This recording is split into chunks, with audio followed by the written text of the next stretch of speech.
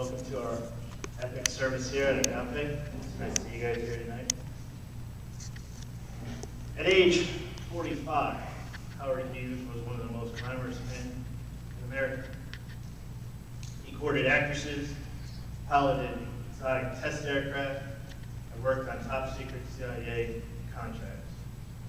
He owned a string of hotels around the world, and even an airline, TWA, carries the laws of it.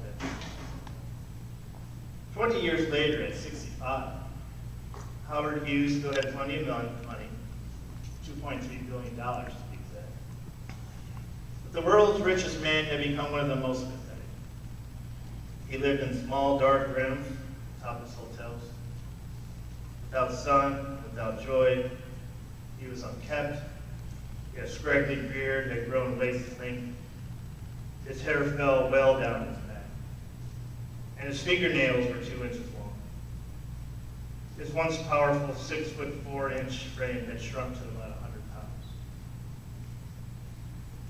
This famous man spent most of his time watching movies over and over again. Sometimes the same movie as much as 150 times. He lay naked in bed, deathly afraid of germs. Life had no meaning for him. Finally hooked on drugs, he died at age 67 for a lack of a medical device that his own company had helped develop.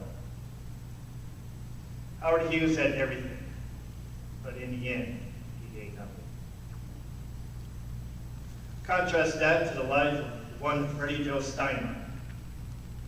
At 5'6", 165-pound football player out of Colorado, Freddie was popular. He had a 4.0 GPA. He went to Mass every day.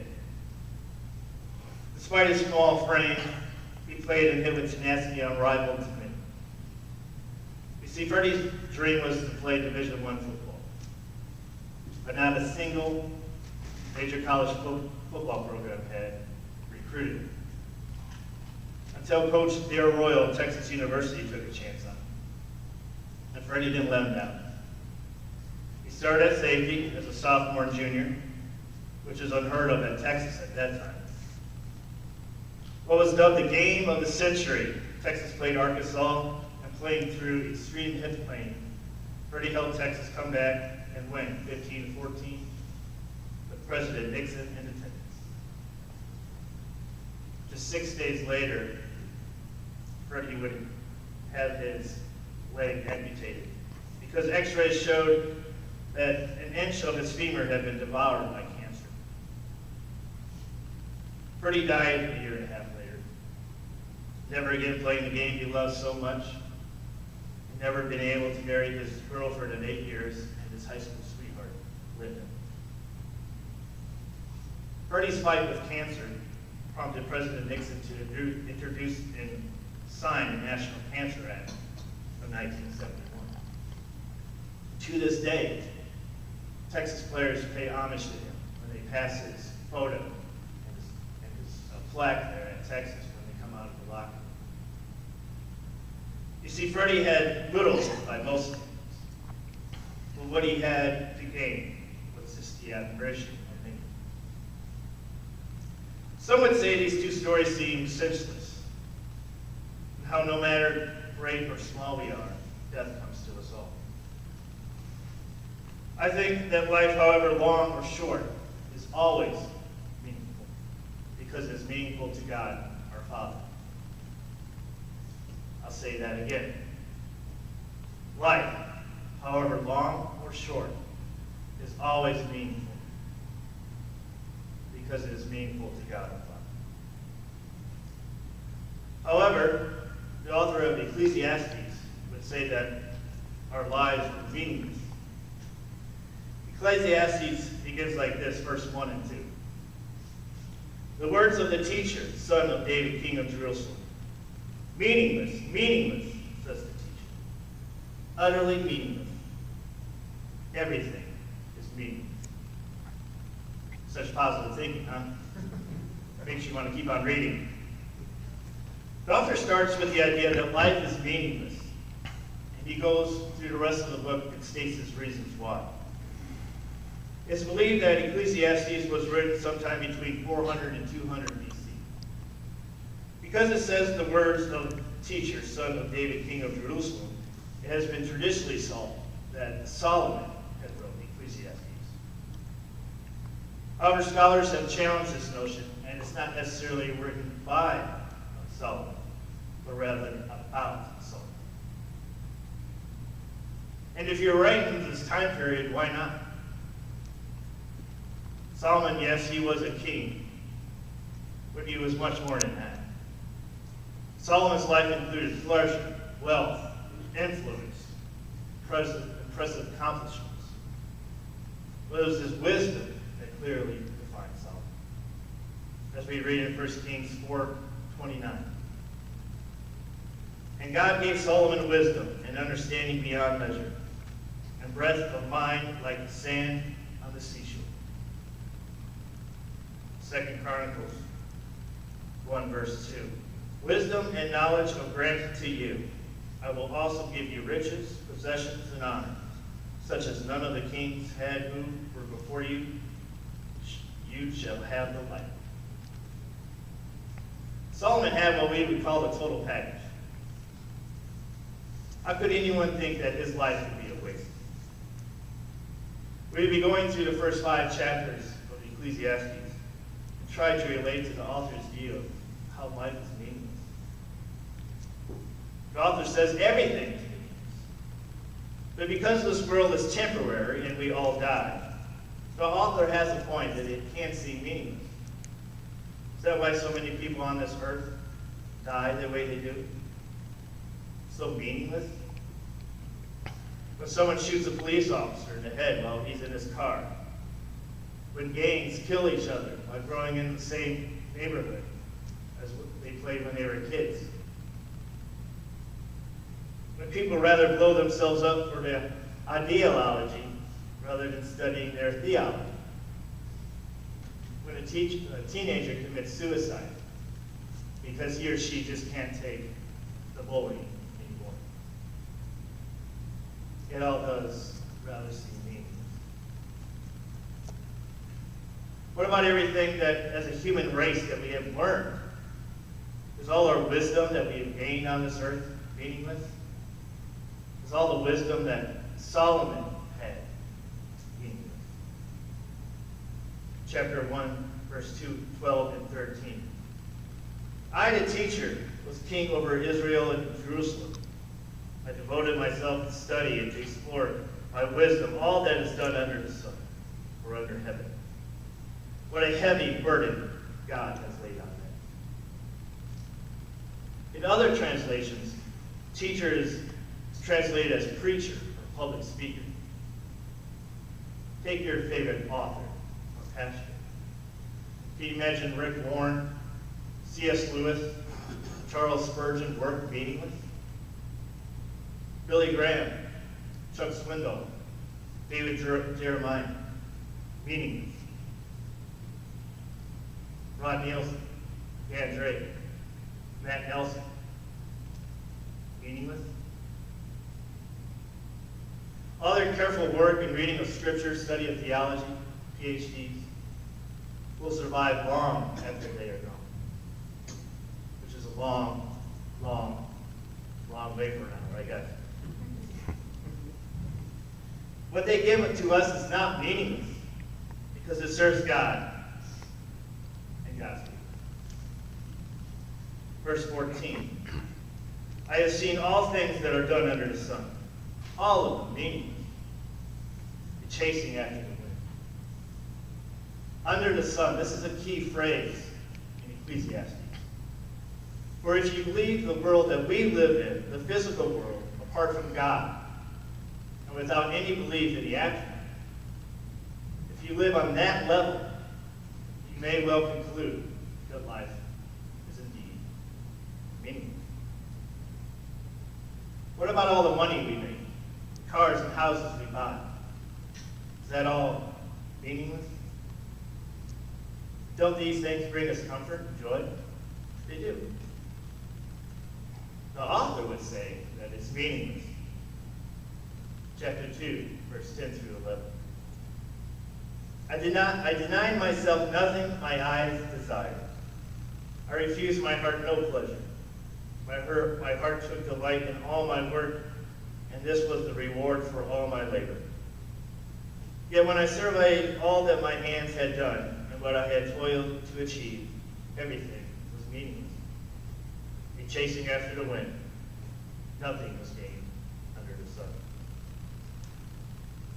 If what we gain in our lives, which is a gift from God, is squandered and wasted away, then all our riches that we accumulate can in fact be wasted if not used in a meaningful way that God had intended. What about all the work we do in our lives? Ever done something that took a lot of time, a lot of work, and was just completely ruined? You're like, all that work for nothing. The author would say it was meaningless. Chapter 2, verse 17 through 19. So I hated life, because the work that is done under the sun was so grievous to me. All of it is just meaningless, and chasing after the wind. I hated all the things I had toiled for under the sun, because I must leave them to one who comes after me, and one who knows whether that person will be wise or foolish. Yet they will have control over all my fruit of my toil, into which I have poured my effort and skill under the sun. This, too, is meaningless. In this age, children would inherit their father's possessions, if he had any. This is like saying, why should I leave all my stuff to my dim-witted son? Why should I leave all this to my crazy son-in-law? Everything that I worked for. Meaningless. Work is not meaningless if it helps for God's kingdom. All our work that we do through all our lives sometimes ends up being our identity. Work is important. It honors God. But after you're gone, somebody will take over your position, your role, whatever that would be. If you're a business owner, somebody else is going to come after you and have a business like yours. Life will continue on. Your work was not meaningless. It helped a lot of people. It put food on the table. But did it expand God's kingdom? After you are gone, what exactly did your work accomplish? You see, this is all meaningless to the author because he questions the idea of an afterlife. Chapter 3, verse 18 through 21. I also said to myself, as for humans, God tests them so that they may see that they are like the animals. Surely the fate of human beings is like that of animals. The same fate awaits them both. As one dies, so dies the other. All have the same breath humans have, no advantage over animals. Everything is meaningless. All go to the same place, all come from dust, and to all dust all return. Who knows if the human spirit rises up, and if the spirit of the animal goes down into the earth? Well, we do know, don't we? We, as believers, know hundreds of years later, Jesus comes and assures us. He ends the discussion. He ends the doubt. There are many today who still question us. And that for them, life can be meaningful. We have talked about good things that are wasted in this life. What about the bad? Is all our pain and suffering for nothing? Chapter 4, verse 1 through 3. Again, I looked and saw all the oppression that was taking place under the sun. I saw the tears of the oppressed, as they have no comforter. Power was on the side of their oppressors, and they have no comforter. And I declared that the dead who had already died are happier than the living who are still alive. But better than both is the one who has never been born, who has not seen the evil that is done under the sun. What the author is concluding is that it's better to not be born at all, to see the evil of this world. And we see it. We see it every day. But life is much more than that. It's so meaningful. It is given to you from God. Many of us suffer much and endure great hardships. We know that pain and suffering comes with the territory. I am here to tell you that it is all meaningful to God and His Son, Jesus Christ. Maybe in ways you cannot understand. Maybe not in ways that it's just too painful to even try and understand. But it's not meaningful or meaningless. Not in God's eyes. Even after all this negativity, the author comes to the conclusion that, maybe I've been a little too hard. And he remembers that whatever our situation, each day is a blessing. He says in chapter 5, verse 18 through 20, "This is what I have observed to be good, that it is appropriate for a person to eat, to drink, and to find satisfaction in the toilsome labor under the sun during the few days of life God has given. For this is their lot. Moreover, when God gives someone wealth and possessions and the ability to enjoy them, to accept their lot and be happy in their toil, this is a gift of God. They seldom reflect on the days of their life because God keeps them occupied with gladness of heart." Do you forget about all the troubles in your life because God fills your heart with so much gladness? It's hard. Just watch the news for 10 minutes. It's hard. Is this gladness of heart that is so meaningful to us and in turn so meaningful to God? In the end, we all die. We know that. That is the truth, and that is what compels the author of Ecclesiastes to come to the determination that life, after it's all said and done, is, meaningless. For all the wisdom we require, for all the pleasures we enjoy, for all the toil we go through, for all the pain and suffering we endure, he would say it's all meaningless. But what is given to us by God is not meaningless at all. No matter how long or short our time is on this earth, our lives are not meaningless because our lives are God's. He breathed life into us. He created us. He gave us skill and talents to lead a meaningful life, not by our standards, but by His. Our lives aren't meaningless. We live out His word to not just help ourselves, but to help others and to teach others. You show the gospel to someone, that is meaningful. You volunteer, that is meaningful. You be there for a child that has no mother or father, that is meaningful. You honor God working day in and day out at a job you don't particularly really like, that is meaningful. You come to church to worship God, that is meaningful. There are temporary things and a temporary word.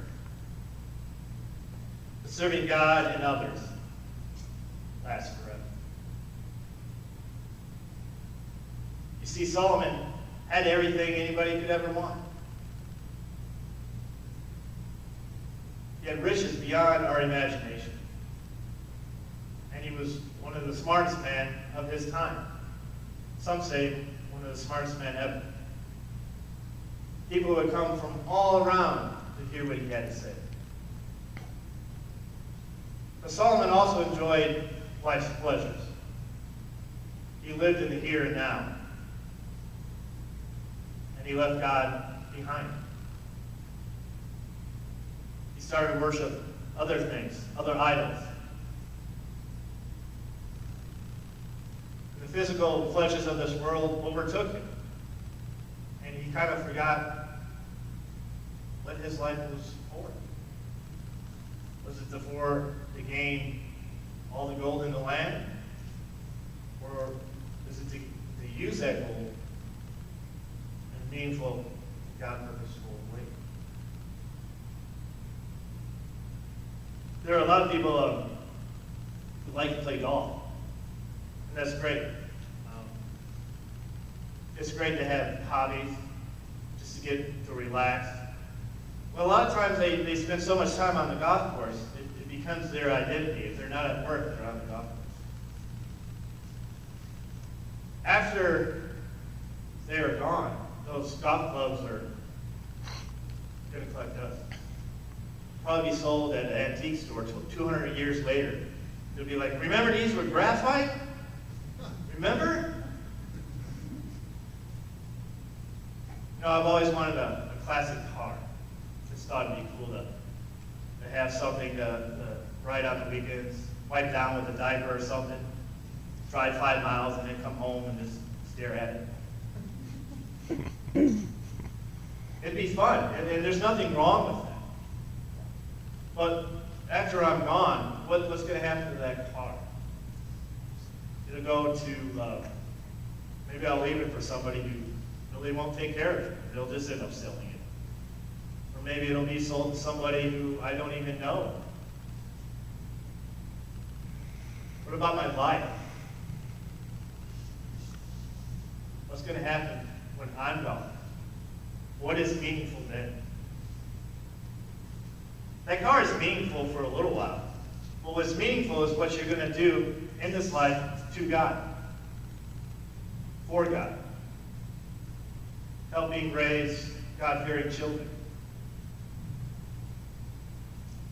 Helping your co-workers in a God-fearing way.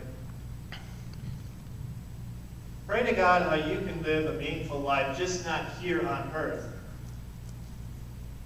but for eternity. Because after you're gone, what did you do that is going to carry on this? Is this going to just collect dust after you're gone? Or did you help one person be baptized? Did you pray for that coworker who just lost a spouse, who is not a believer, who's never been prayed over before? And maybe she'll never be a believer, he or she. But just that one moment changed her for the rest of her life. Golf clubs and cars are fun. But as God has shown us, this is the meaning right here.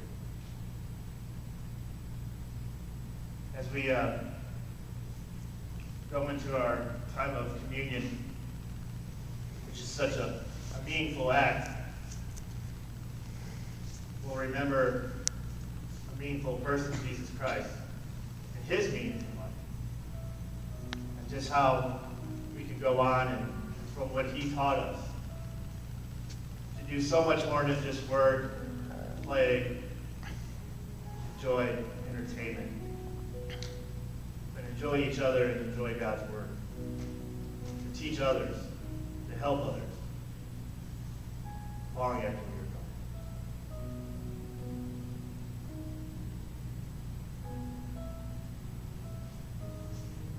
gone. I should mention there's 2 lines on each side.